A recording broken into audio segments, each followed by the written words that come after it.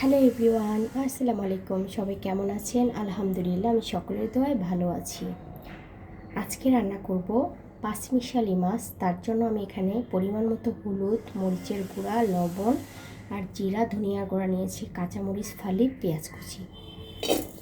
এটা আমি অবশ্যই হাতে মেখে রান্না করব, এজন্য সব কিছু একবারে দিয়ে ভালো করে একটু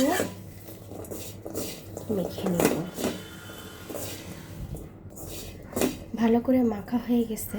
এখন আমি এখানে পরিমাণ মতো তেল দিয়ে দিব, সাদা তেল। আর একটু ভালো করে মেখে নিব। তারপর এখানে মাছগুলো আমি দিয়ে দিব।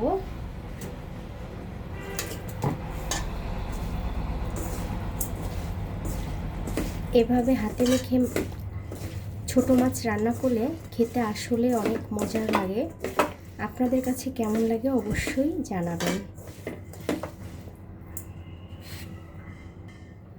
এখন আমি এখানে পরিমাণ মতো পানি দিয়ে নিব।